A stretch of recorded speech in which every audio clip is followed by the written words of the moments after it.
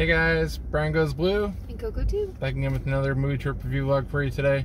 Today we're going to be seeing Armageddon Time. This one has been out for like a week, I think, and it's already down to like one showing, so I don't think many people know about this movie. But it was like, it's kind of like I don't know if it's a period piece. I don't know. It's set in older times.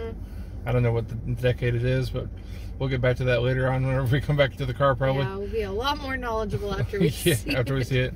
I think we saw like a couple of the preview like twice or something. Yeah, a few times. Well, I know Woody Harrelson's in it, right? No, not this one. What? What the heck are we seeing? That's the Triangle of Sadness one. Oh my god, I don't know what we're seeing. Armageddon Time's the one with Anne Hathaway and Anthony Hopkins. Oh shit, I've been thinking this whole time we're seeing the boat one with Woody Harrelson. Okay, cool, like, alright. We're not seeing the boat one. There's some people stashing their candy in their purse. Oh yeah. Anyway, so yeah, that's crazy. I thought we were seeing a totally different movie, so... Nope. That's funny. That's really funny. We haven't seen a movie in like almost 2 weeks. Yeah, we haven't seen a movie since Halloween. Yeah. Prayer for the Devil. Crazy. And yeah, so this one, I remember it being about I guess his family or whatever. They kind of like, I guess they move whatever after this boy befriends this African American kid. Their son's white and he's African American kid or whatever, and they don't like that he's friends with him because it's back in the olden times. And, oh yeah, it's that movie. And then they move. Yeah. Yes. But it looked interesting. It looked pretty good. It's like a drama, not a comedy, not an action, just full on drama. And I don't know.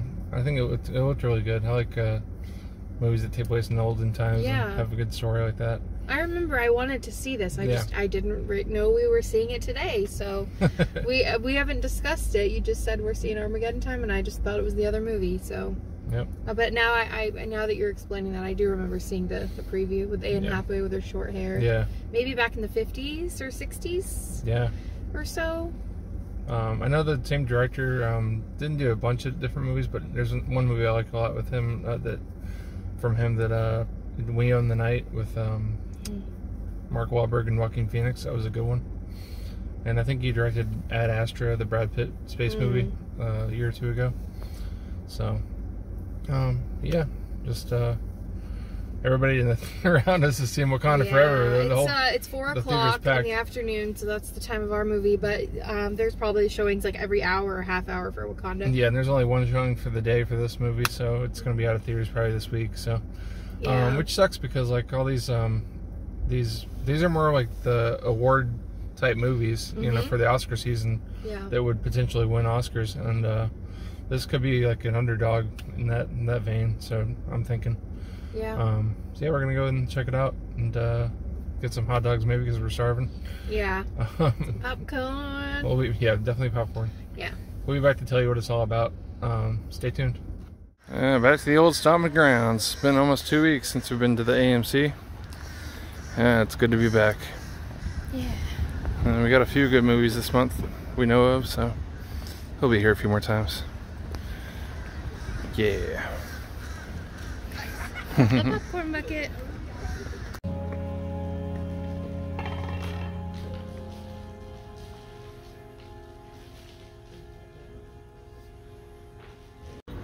Just got out of seeing the movie. I'm going to share our thoughts with you. Just a second. We're back in the car, guys. And we're back in the car. You always say. Yeah. Whoa. That was really good. Yeah, it was really good. You want to tell the story? You want me to tell the story? Or? You tell the story. Oh, okay. I'll try to. You want me to? We'll just bounce off each other. Okay. Well, it was pretty much this kid named Paul and him growing up. 1980 was the year. Yeah, it wasn't the 50s or 60s. It was 1980, but it wasn't 80s like how you think everyone talks about 80s now and the retro. Yeah. And it was nothing like that. I mean, like, I don't know about, I I didn't technically grow up in the 80s. I was an 80s baby, but yeah, same. The vibe of this felt more like what it was like in our house in the 80s. I don't know about you. Yeah. Do you know what I mean? Like, I don't know. It was just very, like, it was set in New York. They obviously lived in New York. Yeah. But yeah, continue. I'm sorry. So yeah, it was set in 1980. It was like a total Jewish family. He goes by Paul Graf because his last name is like Grafenstein or something like that. Something with the Stein at the end. Right. But they didn't want to like be known as a Jewish family really, just because of like all the bad stuff in the back, years prior. Basically, and then like the kid really looks up to his grandfather, played by Anthony Hopkins. Anthony Hopkins' character, his mother and father were killed in Ukraine whenever he was a kid. I think did some sort of Nazi. Oh, his mother's parents, so his grandparents. His grandparents. His mother witnessed her parents being killed, his grandparents, and then she was able to get out. Yeah. And come over to Ellis Island. Right. Yeah. So the family, his family escaped or whatever, to the U.S. So yeah, that's kind of how they came to be. So that was kind of a cool backstory. And the mom was played by Anne Hathaway, and the dad was played by Jeremy Strong, who I don't really know from too much. I know he's in this newer HBO show Succession. That's got a lot of praise from that. Yeah. But I thought it was really well acted all the way around. Yeah. The main kid that played Paul, his name was like Banks something. I think he had a small role in The Black Phone from what I was reading. Okay. He might have been one of the kids that the grabber grabs in the movie. Yeah, he was wonderful. But he was really good. And then he had this friend. What was his friend's name? Shit. Johnny, yeah. Jonathan Davis was his full Jonathan name. Davis, yeah. Yep. He befriended the African American kid from school, and he got caught smoking weed with him, and that was pretty funny. It was funny. So then his family took him to like a prep school, where his older brother was going to school at already. So took him out of public school, and so he wasn't able to be friends with Johnny anymore. But Johnny was living with his grandmother, who was becoming ill, and he was about to go into like the foster care system. So he was cutting out, like visiting his grandmother, but cutting out and like staying in Paul's little clubhouse, which was like basically a little shed behind his house. And he was just kind of on the run, unfortunately, and was mistreated in the public school system. We only saw one teacher, and we did see the principal, but this teacher was just a complete ass, and like totally just, you could tell he was just mistreating Johnny and Paul too. I mean, he was, but he knew they were buddies, so. That's how teachers were back then. Like, you could get away with stuff like that a little more. Yeah. Whatever their personal opinions were, they would take it out on kids or express their opinions freely, and it's not like that anymore. Teachers used to target like one kid in the class, and then I remember that kind of stuff too. And then they just wouldn't be able to have as bright of a future as they, Exactly, saying stuff like, "Well, you got nothing up here," and I liked how Johnny, he stood up for himself, and it was nice. Yeah, it was good. And stood up for Paul too. Yep. But basically, they become friends, and they stay friends even when he moves to the other school. But things start happening, and they get in trouble, and just the family starts to dwindle down because a pretty unfortunate death happens in the family, and it affects everybody a lot. Yeah. The dad was like a really stern dad, like kind of like almost, not I mean, maybe a little bit more extreme than when I grew up, but my dad was a little stern like that too. Back then it was different. Back then it definitely was different. Like, yeah, there was a belt scene in the movie. Yeah. It wasn't as intense as what we saw in The Black Phone, if you remember that scene with the little girl. Yeah. But it was it's still hard to watch. Yeah.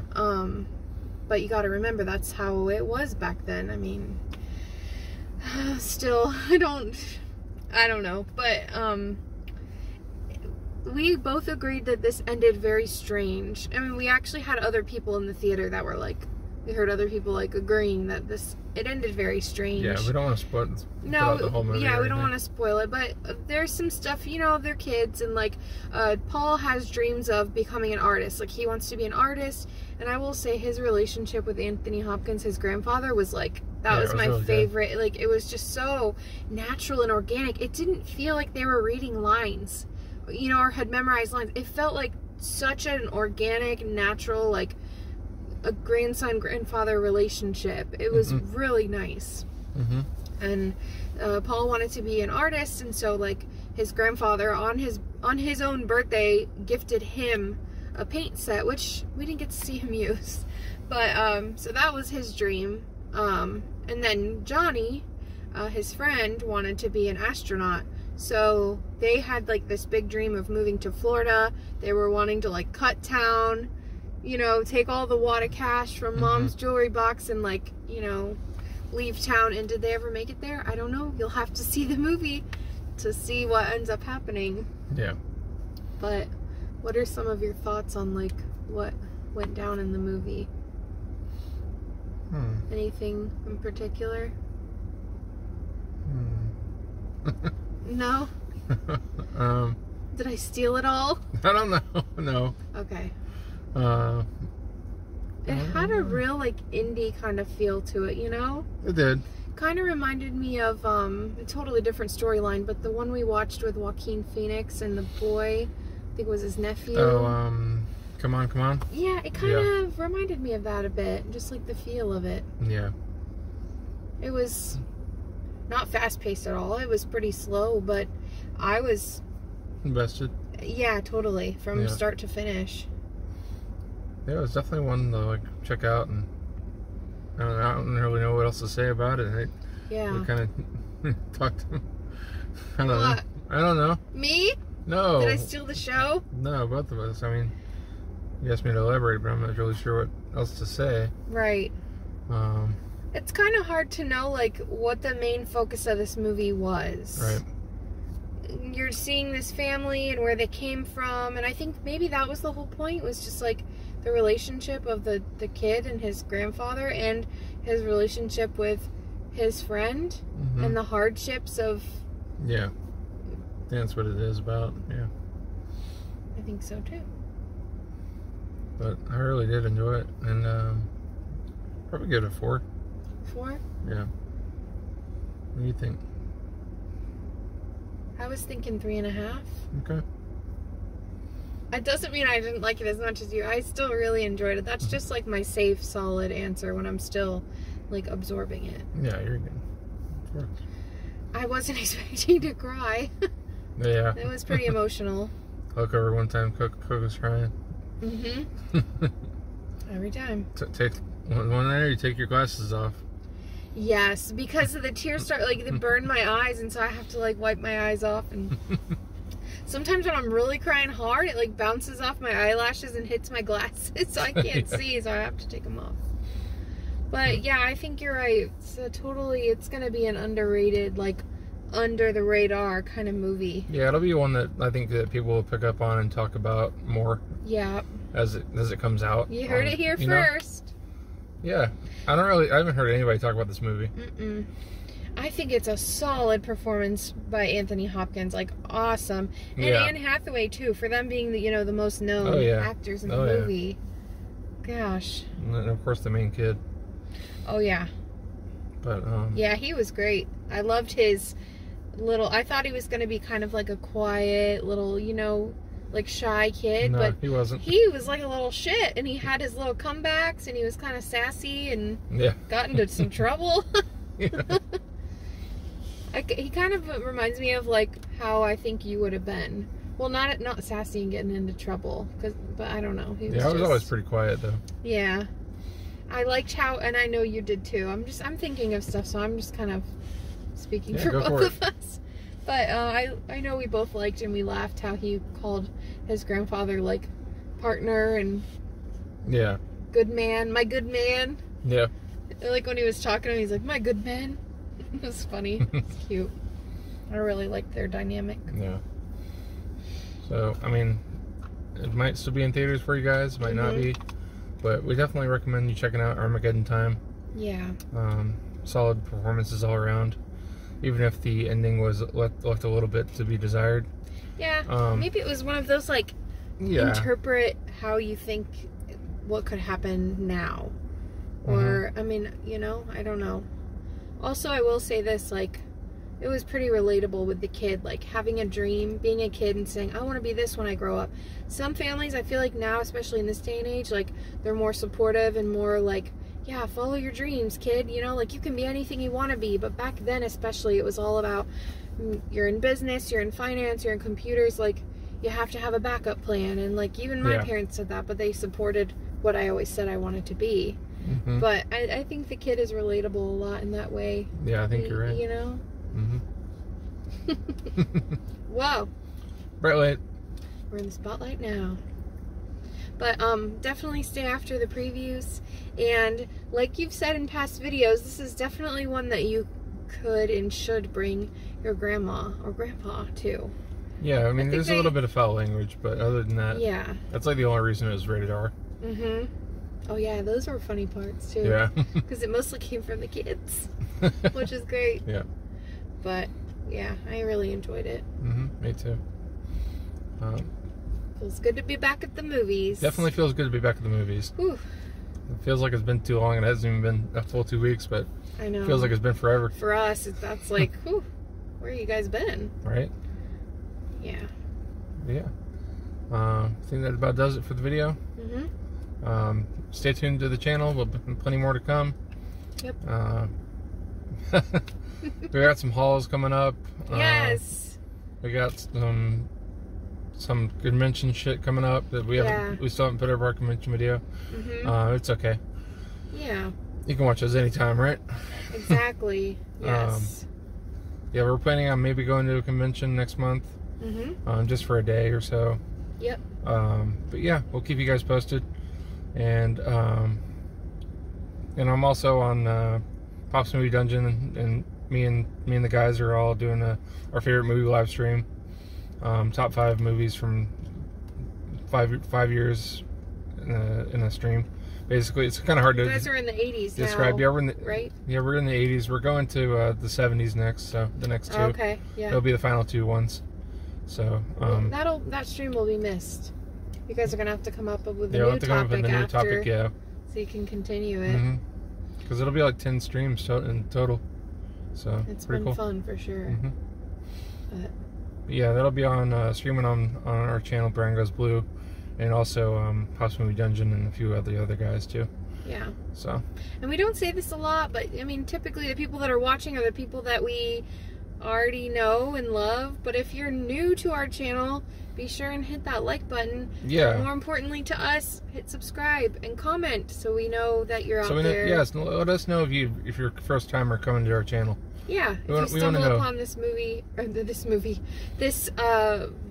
because of this movie, we want to hear about it. We want to hear your thoughts, because we like to know that we weren't the only people that came and saw this movie. Kind of like the one movie we saw with Adam Brody. Is it Adam Brody? Yeah.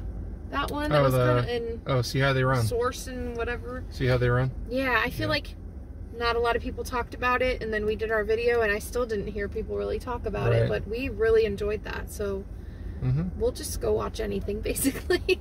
Anything that tickles our fancy. Yeah, there's some stuff we don't fancy, but that's okay. I can't see everything. Nope. But that'll be it for us, and Brian Goes Blue. Go too. Signing off, guys. Bye. Bye.